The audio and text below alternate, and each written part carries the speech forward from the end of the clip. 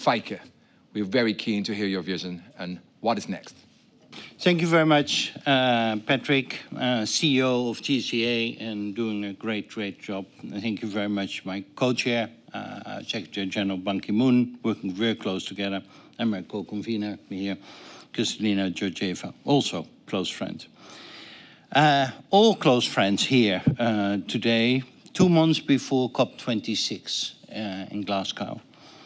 The IPCC report recently showed we are already living in a 1.5 degree world.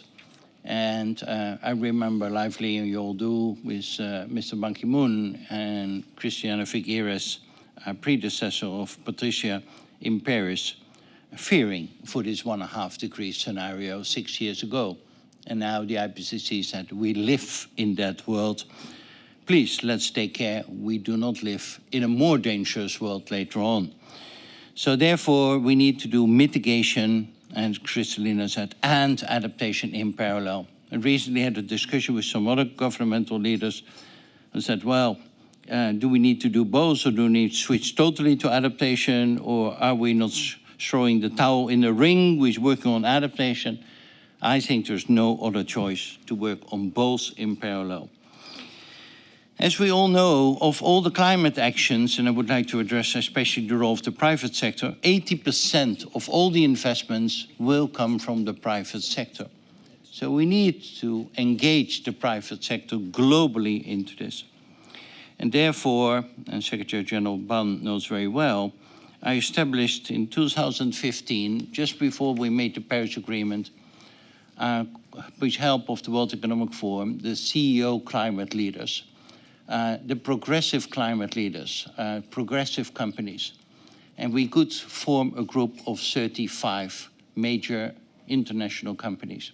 That group has been expanding over the years to 115 companies today of more than 25 countries, of more than 13 industries, with more than 8 million employees, with more than 2.7 trillion on revenues. And, maybe most important, if I count up all the emissions of that group, we are, not proudly, but we are the 3rd largest country in the world as emitters. So I said to that group, we are together the 3rd largest country in the world on emissions. We are progressive. What are we going to do on mitigation and adaptation? On mitigation, we are committing as a group to be net zero by 2050. But in addition, to have a clear roadmap, because I said to that group, 2050 is 5 CEOs further down the road, so it's easy for you to commit. Make also a roadmap towards that point with clear goals also by 2030. That's point 1 on the emissions. Point 2, be totally transparent on your emissions, on your actions, whether you're doing and adhere to the TCFD framework.